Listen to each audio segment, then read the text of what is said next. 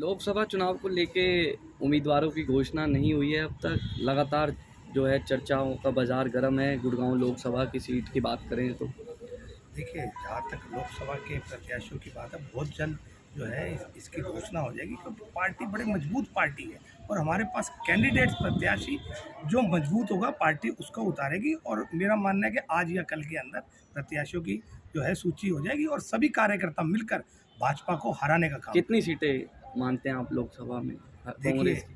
हमारा जो इस बार प्रदर्शन रहेगा ज़बरदस्त रहेगा। आप देखिएगा, इस समय जो है भाजपा की उल्टी गिनती शुरू हो गई है और हम लोग मजबूती के साथ चुनाव लड़ने जा रहे हो और अपना जीत का परचम लहराएंगे।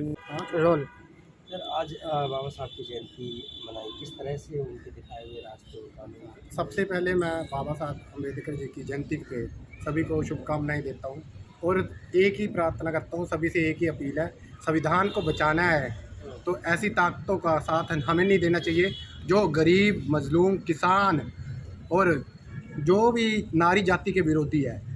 आज आप देख रहे हैं मणिपुर में जो हिंसा हुई है उसमें नारी जाति के ऊपर कितना अत्याचार हुआ।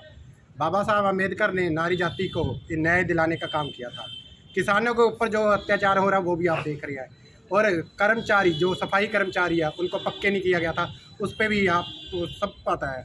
इसके लिए हम ये चाह रहे हैं भी बाबा साहब अम्बेडकर ने जो संविधान बनाया है उसको बचाने के लिए हमें ऐसी ताकत का साथ देना चाहिए जो उस संविधान को आगे बढ़ाए और नारी जाति की सुरक्षा करे, गरीबों, मजदूरों, किसानों को न्याय दिलाए। जय हिंद।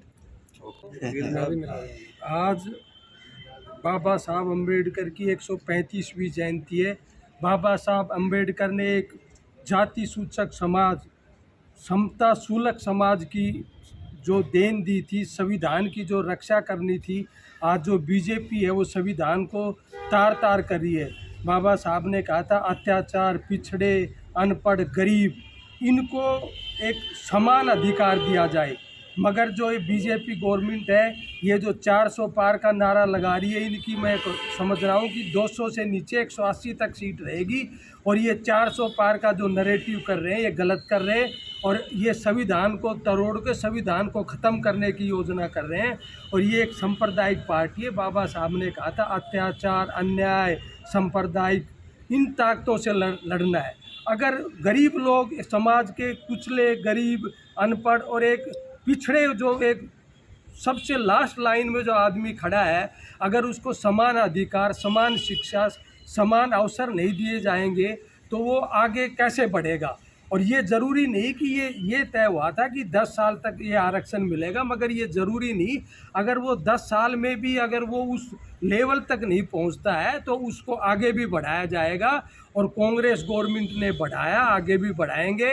और राहुल गांधी जी की जो 5 न्याय योजना है, गारंटी है भागीदार हिस्सेदारी, तो हिस्सेदारी में सब आ जाते हैं, पूरा समाज आ जाता है। उसमें एक जाति, क्षेत्र और धर्म का नहीं है, उसमें सब लोग आ जाते हैं।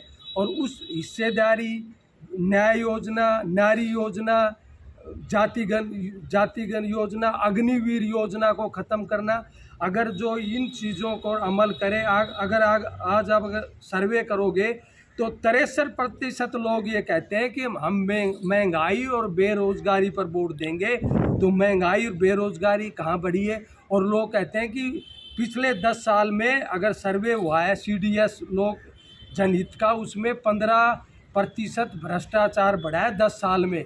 तो बीजेपी कहाँ है, कहाँ स्टैंड करती है? आप ये मानते हैं कि 280 बीजेपी के खाते में है? 280 आएगी? आप नहीं, 200 नहीं, 200 से नीचे 180। 180? 200 नहीं कांग्रेस करे। के पास कितनी सीटें आएंगी? कांग्रेस पूर्ण बहुमत में आएगी, कांग्रेस और उस सरकार बनाएगी। कितनी सीटें हैं? मैं समझता हूँ 400 पार की अगर नारा कह रही बीजेपी, अगर 400 पार से नीचे आ रही है तो बाकी कांग्रेस के पास आ रहा है, फिर कांग्रेस मैं ये कह रहा हूँ कि कांग्रेस और उसके अलायंस की 300 के लगभग सीट आएगी।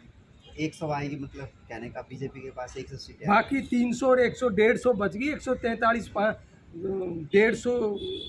543 है ना, तो बाकी ये बहुमत से नीचे रहेंगे। सरकार इंडिया अलायंस और कांग्रेस की बनेगी, इनका बहुमत नहीं आएगा। ठीक है।